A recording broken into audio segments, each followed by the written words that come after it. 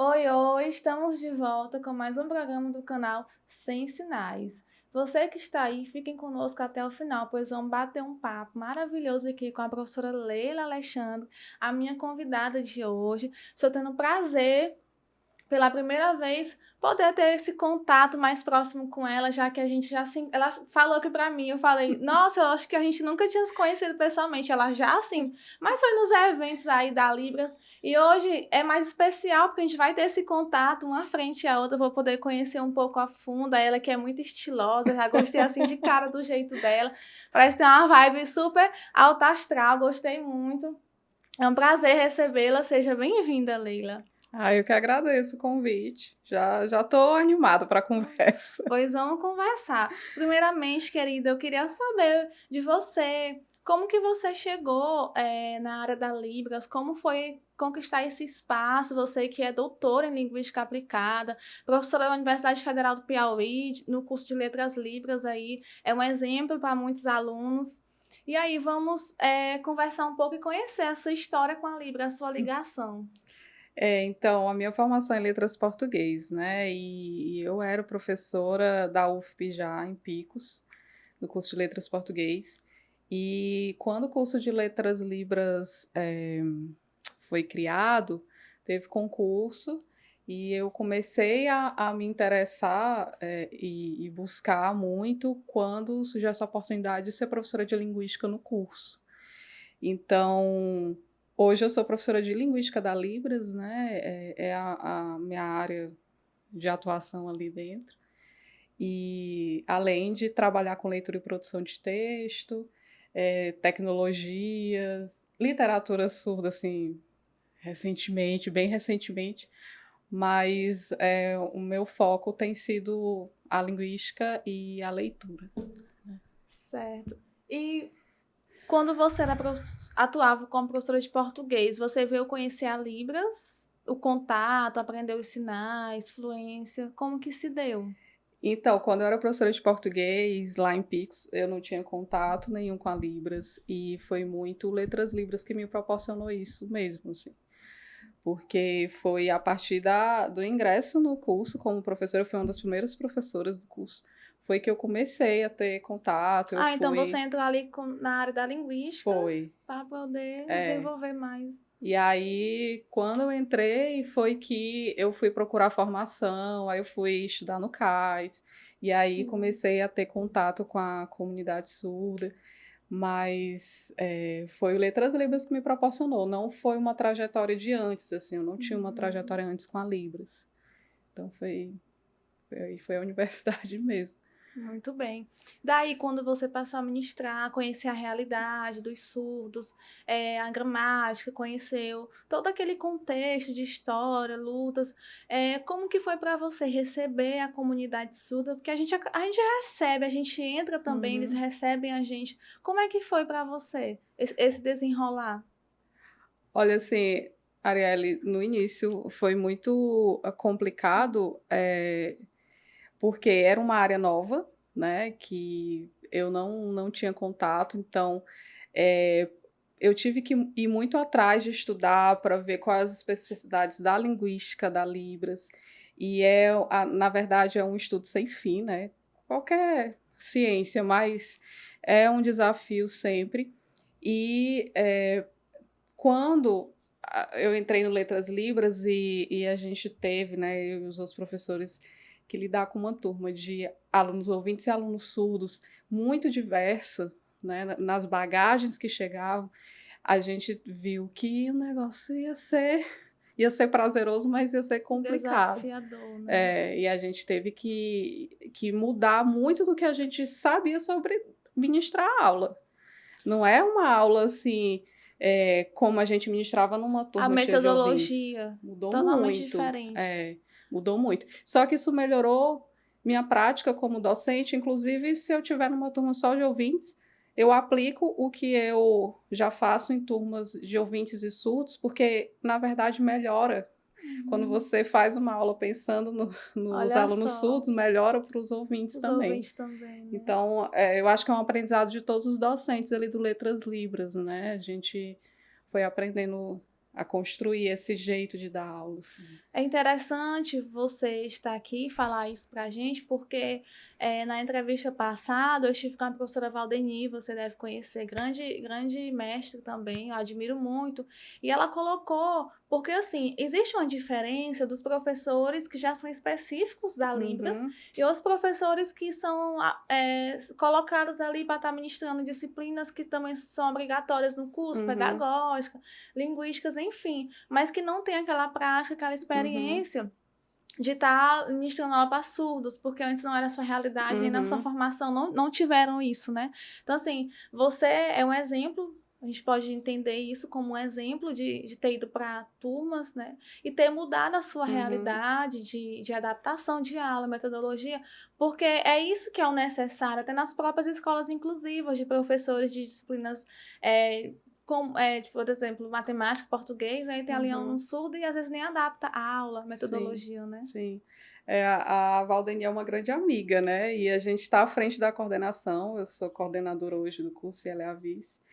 E eu aprendo muito com ela, justamente com os outros professores que a gente tem realmente, como ela falou, os professores que ministram as disciplinas práticas de Libras, os que ministram as disciplinas teórico-práticas, eu me encaixo aí, né? E aí a gente aprende muito um com o outro, uns com os outros, porque é, essa prática, essa experiência com os alunos surdos, que é algo que dá a experiência deles a vida profissional quase inteira, que não era minha, né? Então a gente vai trocando, assim. Assim como a minha experiência com linguística ajuda também os professores à prática de livros, né? A gente vai trocando muito, isso é muito bom. E eu acho que isso ajuda muito numa formação dos alunos, como a gente vê no Letras Libras, que é aquela. É muito bom a gente ter o feedback dos alunos assim. Olha, professora, sua disciplina me ajudou a entender a disciplina do professor tal. Vai ligando, né? E eu acho que isso tem muito a ver com essa coesão ali do modo como a gente tem pensado o curso, né? Eu queria entender um pouco para as pessoas também entender a questão da diferença da linguística da Libras e do português, né? Uhum, Assim, basicamente, assim, falando um pouco dessa diferença na parte do ensino para os surdos, uhum, porque o surdo quando ele vai entender a linguística da Libras, a sua própria língua materna, né? O ouvinte ele vai entender como segunda, né? uhum. Aprender mais sobre a segunda língua. Então, assim, qual é o diferencial e também o que é que liga? Quando eu estou ministrando disciplinas da área de linguística, né, de linguística da Libras, é, eu tento fazer uma abordagem que a gente parta do material linguístico de fato, né, no caso a Libras, Uhum, e para, às vezes, gerar uma compreensão maior, eu faço comparações com o português, né? Mas não com o português como ponto de partida. O problema é que grande parte das teorias que a gente tem são do português. E sim. muitas vezes é feita uma adaptação. E a gente, nas aulas de linguística, a gente discute muito isso, essas adaptações da teoria, que não seria o ideal, né? Não é o ideal. Então a gente problematiza, a gente questiona, junto com os alunos SUS têm grande papel nisso, de mostrar como a língua deles funciona e a gente vai estudando e questionando. E eu costumo dizer que na aula de linguística a gente não tem resposta para nada, a gente tem problema. Então, eu chego para os alunos e digo, olha, a gente vai resolver problema, não me perguntem respostas, porque não temos. É uma ciência, está em construção, e é uma área da linguística nova, né? É recente, não dizer nova, mas é recente. E então a gente tem ainda muita coisa para questionar, problematizar naquilo que a linguística, como a gente conhece para as línguas orais, não dá conta. Uhum. Então, e eu defendo muito isso, que a linguística que a gente tem tradicionalmente não dá conta das línguas sinais e a linguística precisa se reinventar, né? A gente fala isso porque eu entendo também um pouco da área da linguística, porque a linguística da língua portuguesa, a língua oral, ela vem ali com todos os seus aspectos, fonética, né, Uhum. fonemas, e a sintaxe, É. e por aí vai, né? A gente não vai aprofundar muito não, mas só para as pessoas entenderem melhor, E aí, como é que fica na linguística da Libras, né? É um espaço para surgir outros, né? Outros É, termos, porque assim, a língua de sinais é uma língua visual, espacial, motora. Então, assim, ela não vai ter o som, né? A fonética e tudo, mas ela vai ter outros aspectos novos que sim. vão ser criados, né? É polêmica. Ah, Porque lá no Letras Libras, os professores de linguística defendem uma abordagem, por exemplo, do que se chamaria de fonética, que não chame fonética. Não, o problema não é o nome em si, o problema é que esse é o nível da linguística que lida com o material linguístico, com o que circula entre as pessoas. E nós não temos circulando sons nas línguas sinais. São gestos, esses gestos vão se articulando para formar os sinais. Assim como nas línguas orais, os sons vão se articulando para formar as palavras, né, os fonemas das palavras. Então, a gente tem usado ali outros termos, outras caracterizações, mas isso é polêmico, porque pouquíssimos autores usam outras nomenclaturas, mas é como eu te falei, assim, a gente assume a posição de que a linguística é que deveria se reinventar. A linguística é que deve se adequar, se adaptar, descrever os fatos linguísticos, e não os fatos linguísticos se adaptar ao que já tem pronto na linguística. Mas isso não é um ponto pacífico, mas a gente entende isso, que se o material, a matéria, o objeto linguístico ele é diferente, que tenha termos diferentes, porque não é som, sim. não é fonema, né? Então, mas aí a gente tem, por exemplo, quando a gente chega em níveis de análise, por exemplo, semântico, que a gente tem que lidar com a iconicidade de uma maneira muito mais ampla do que nas línguas orais, a gente também tem que fazer ali outras abordagens. E hoje, tem me interessado, acho que a parte da linguística que mais me interessa é a semântica, justamente porque a iconicidade me chama muito a atenção, né, como talvez a base das línguas sinais, a base de significado. Isso me chama muito a atenção e eu acho que a linguística nos moldes que é feito para as línguas orais não dá conta, né? Então, mas já tem muita pesquisa, isso anima muito a gente, assim. É polêmico, a gente não pode É, negar. É é. polêmico porque são duas línguas, modalidades diferentes, Olha, uma vai andar com a outra, porém, cada uma tem a sua já tô especificidade, com né? medo nos comentários, vai estar o povo dizer assim, não concordo com isso aí. Mas é isso, né? Mas tudo Ciência. bem, né? Tudo bem, é ciência. É polêmico mesmo. É. Agora vamos falar um pouco. Você citou aí também que está como professora de literatura surdo, como você Uhum, falou, sua área específica é a linguística, mas você está aí agora também com esse desafio. E uhum. pelo que eu ouço, né, tem se sobressaído, é uma referência aí na literatura surda. Eu quero saber mais, porque a gente conhece a literatura portuguesa, muitas pessoas buscam, estudam, enfim. A literatura surda, como que tá os estudos? É possível os poemas, né, em Libras? Como é que isso é feito para a gente poder entender melhor? Então, a literatura surda é algo muito recente, assim, eu estou ministrando essa disciplina pela primeira vez, mas a gente já tem alguns anos feito projetos de oficinas de poesia, e principalmente ali na esteira do Corpoverso, que foi um projeto que foi coordenado por mim, pelo Mário Augusto, pela Natália Simeão, que é professora também de Letras Libras, e a gente partia de oficinas de construção poética e depois fazia um mini sarau. E eram poesias que deveriam ser feitas utilizando o corpo, né, fazendo performances poéticas em Libras.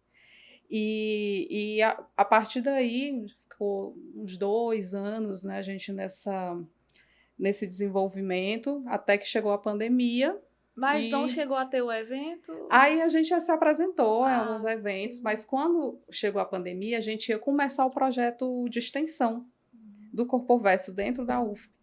E a gente fez, só que não pôde ser presencial. Então, a gente fez oficinas online Essas oficinas geraram produções poéticas sobre a pandemia. E a gente analisava as próprias produções, né? E a partir daí a gente foi desenvolvendo esse olhar para a poesia. E na disciplina de literatura surda, o que eu busco é trabalhar uma percepção dos alunos como mediadores de literatura, no sentido de que eles vão fomentar esse gosto pela literatura e vão tentar desenvolver o olhar crítico. Eu sou muito desastrada. E vão tentar desenvolver o olhar crítico dos futuros alunos dele para a literatura, né? Então, é uma proposta que a gente não parte tanto de teorização. A teoria está lá como embasamento, como precisa estar, né? Como embasamento. Mas a gente trabalha muito como que seria na prática essa análise. Então, a gente analisa poesia, a gente analisa quadrinhos feitos por autores surdos. Então, a gente está nesse processo de entender a prática das coisas, né? Então, é essa abordagem que a gente tem seguido na literatura surda, assim. Existem criações já de surdos protagonistas de poesias e na expressão da poesia, como que você percebe? Sim, tem muito, e na disciplina, inclusive, a abordagem foi muito os alunos trazerem os autores de referência, então eles são fãs de alguns poetas, né?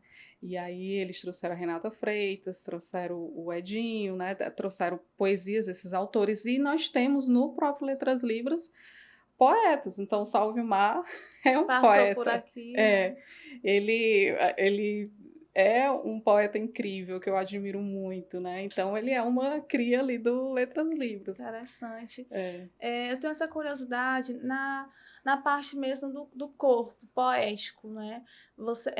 Como a gente já falou aqui, muitos que estão assistindo sabem que a Libras é uma língua expressiva, né? Uhum. Corporal. E aí a estruturação, né? Ver como que vem a criação do poema. O surdo, ele vai expressar, não necessariamente existirá o texto, né? Será toda sinalizada a expressão dele, como se fosse também uma música, né? No caso, interpretar, expressar. E aí existe uma estrutura específica por exemplo, começo, meio e fim, claro, mas como Olha. que seria? Qual o diferencial do poema texto, Uhum. do português? Eu acho que a diferença, né, do poema que a gente vê em português é mais a iconicidade é explorada, né? O corpo com expressão da arte ele é mais explorado. E a gente consegue ver como se fossem micronarrativas poéticas e tem algo muito, eu acho que de linguagem cinematográfica, né? Isso é muito explorado nas poesias que a gente tem visto na disciplina.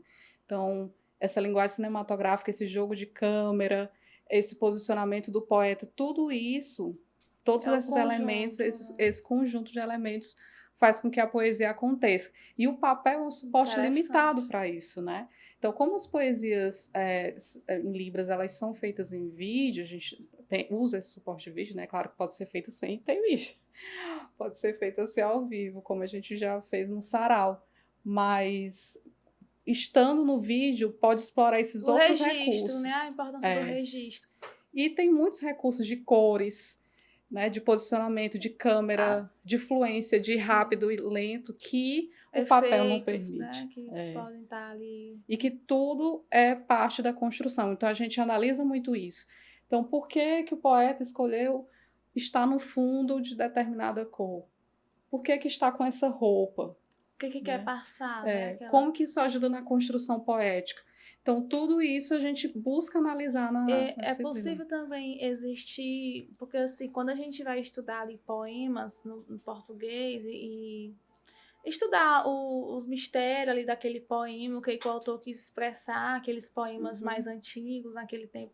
Aí, assim, hoje, né, nos tempos modernos, uma poesia em Libras é possível existir ali aquele mistério na poesia, naquele contexto do que quis passar, se foi uma poesia de amor, Uhum. foi uma poesia mais de um desabafo, assim, aquelas coisas que intrigam a pessoa Sim, refletir. Existe sim, esse mistério, essa sim. emoção?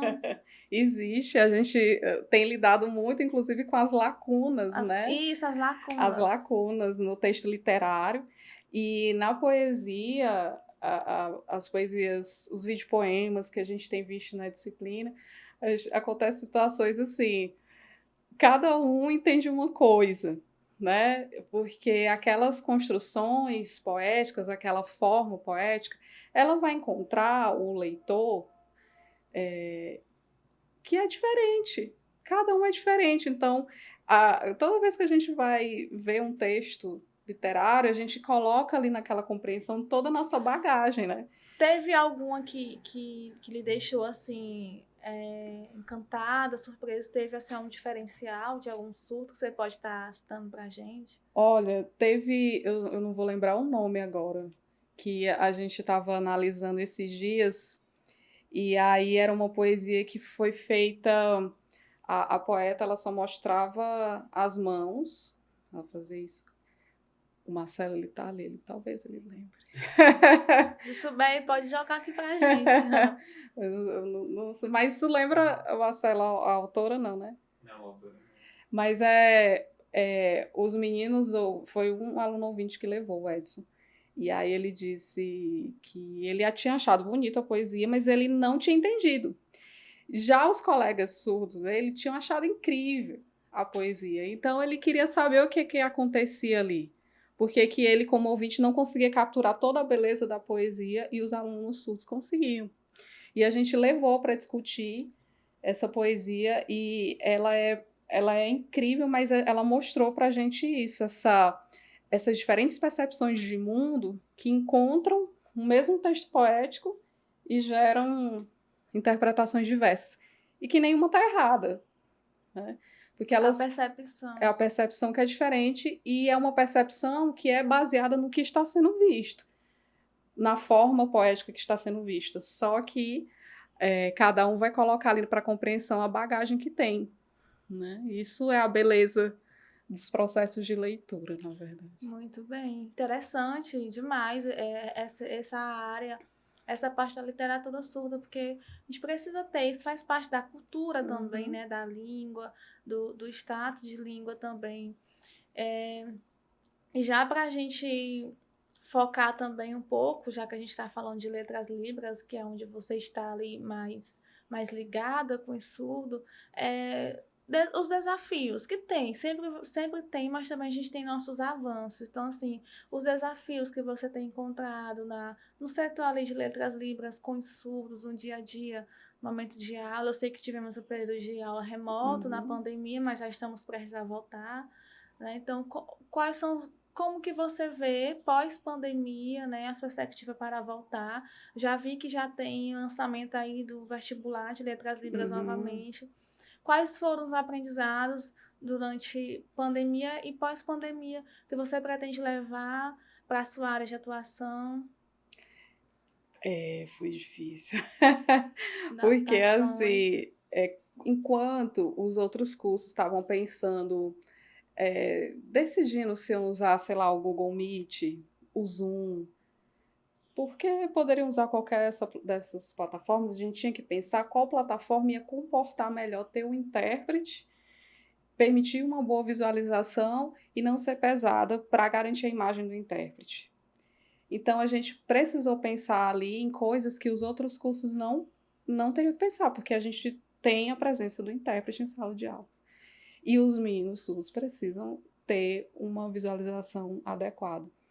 E aí algumas coisas assim bem específicas, por exemplo, eu descobri na pandemia que slides não era bom.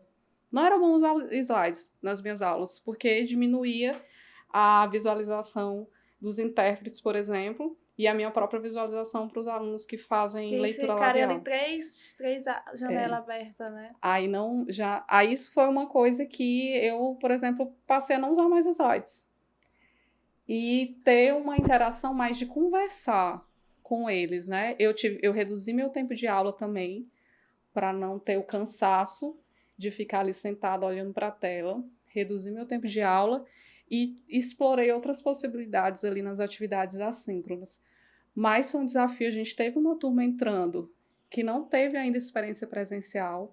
Isso, para o Letras Libras, é complicado também, porque é no prédio de Letras Libras que os alunos surdos e ouvintes têm contato e sinalizam, e utilizam a Libras Praticam, e né? praticam. Então, os alunos ouvintes e surdos, eles se ressentem muito dessa falta de contato, e eles têm tentado, né? Eles marcam encontros virtuais para conversar, mas é um ponto que é problemático.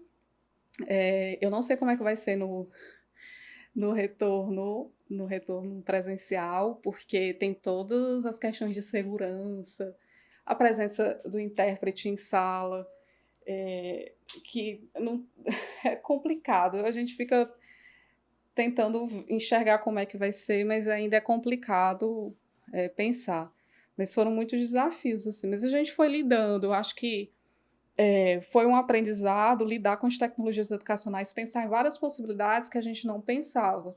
E a gente teve que Se ir na reinventar, né? marra, né? Se reinventar E aí, tanto os professores quanto os alunos. sim. Mas tá sendo um pouco difícil O ainda. índice de aprovação tá favorável? Nas Finalização, disciplinas, sim, TCC, finalizando aí. assim, Como a que gente você vê as teve, pesquisas hoje? olha, a gente teve no Letras Libras muitos alunos que foram ficando um pouco para trás, porque tem muitos que moram no interior ou em locais que não tem internet boa, então são alunos que Prejudicou muito, prejudicou. né? Teve muitos alunos que tiveram esse prejuízo. As turmas que já estavam indo, a gente não vê tanto esse prejuízo, assim, eles já estavam, já tem turma que vai formar, né, agora, a gente teve uma turma que se formou durante a pandemia, então está indo, mas a gente vê que as condições não são iguais para todo mundo. Então, essa é uma das questões também na volta presencial, como que a gente sabe que os alunos dependem de ônibus, a grande parte dos nossos alunos depende de ônibus, depende do restaurante universitário, e isso tudo precisa ser garantido com segurança, né, para os nossos alunos. Nem todos são nas mesmas condições socioeconômicas, isso tudo vai influenciar. Com certeza. Então, a gente tem essa preocupação também, né? Mas foi interessante, a gente fez as oficinas de leitura também, online, e deu certo. Deu mais ou menos certo, foi bom. Algumas coisas. E sobre você, a sua relação com os alunos, como que é a professora Leila, como é a professora Leila fora da universidade?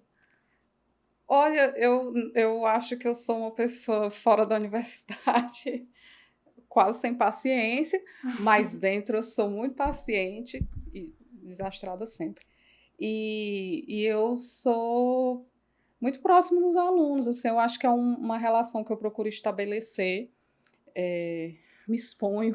Eles têm uma facilidade de se conectar com você ou eles já são mais assim?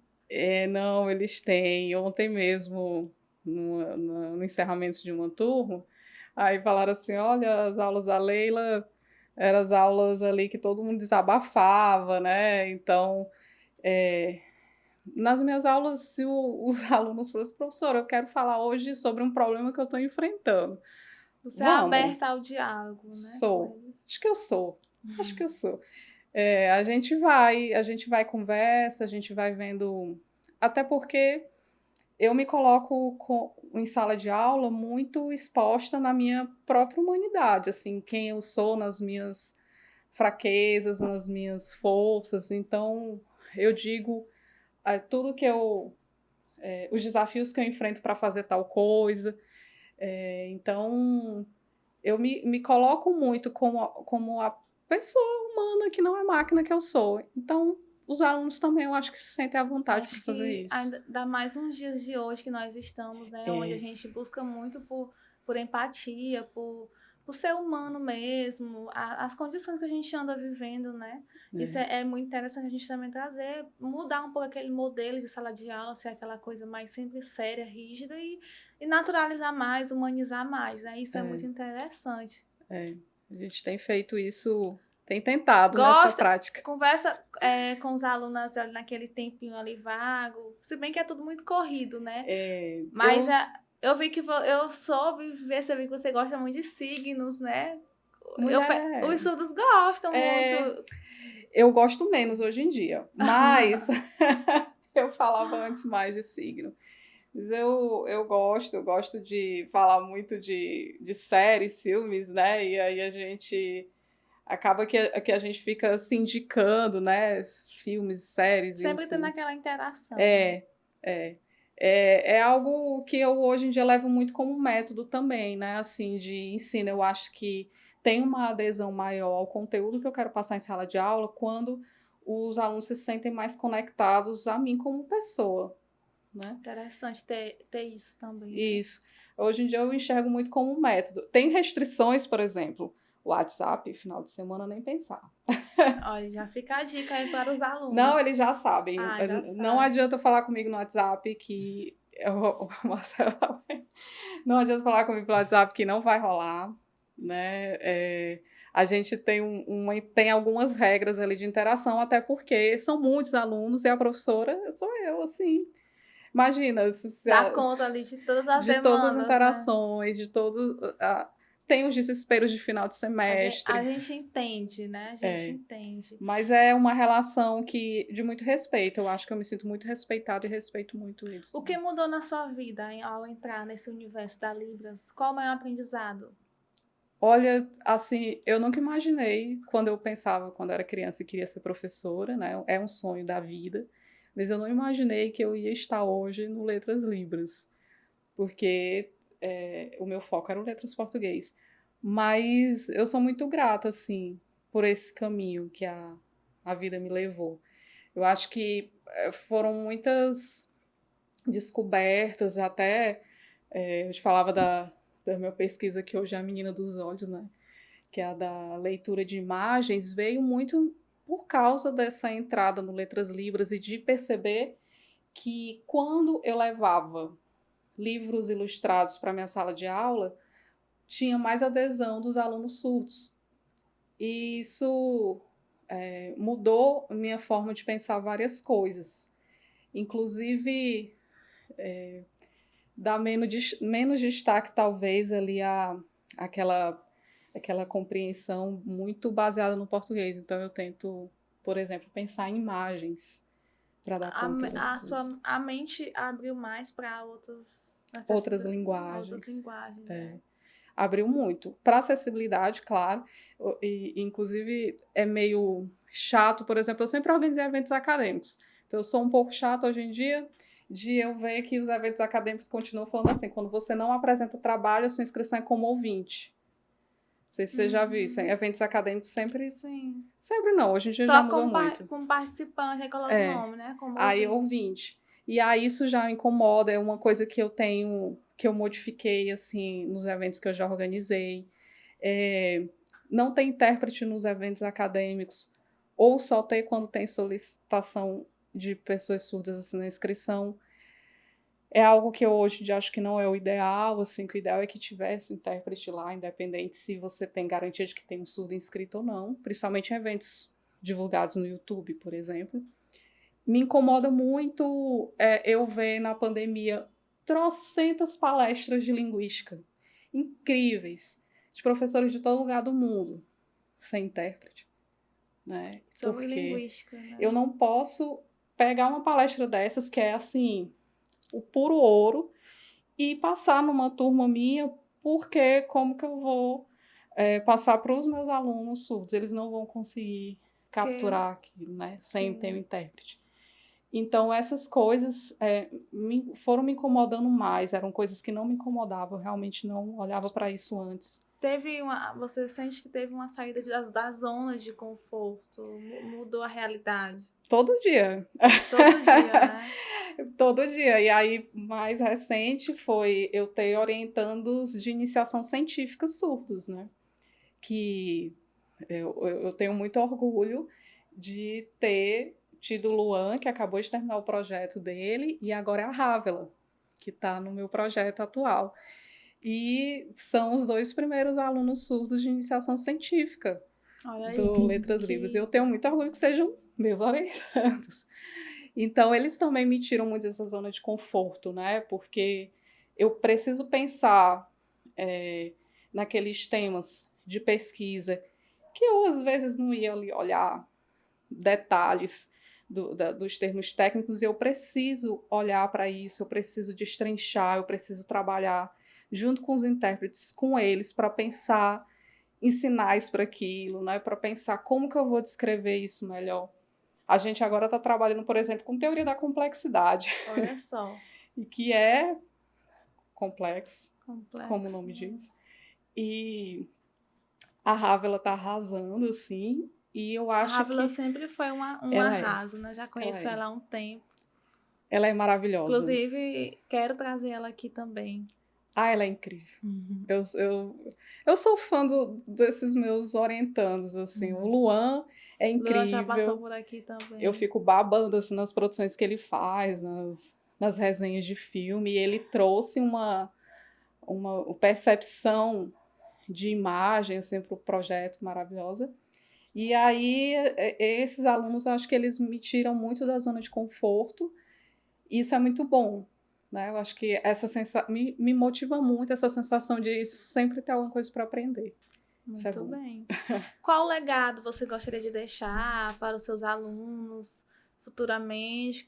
O que você mais assim sente que você já faz e que você realmente sente? Não, é isso que eu quero passar, isso que eu quero que eles lembrem da professora Leila, da pessoa Leila. Assim, eu acho que ontem, nessa despedida da turma, eles falaram algumas coisas sobre a minha docência, que eu acho que é o que eu gostaria de deixar para as pessoas, assim, para os meus alunos, que é falar para as pessoas entenderem. É isso que eu quero e eu gosto de entender quando as pessoas dizem. Eu acho que é fazer uma ciência que dê para entender, fazer uma docência que dê para entender. E eu gosto muito, me dá muita satisfação quando os meus alunos me dão esse feedback, que eles conseguiram entender e não foi difícil.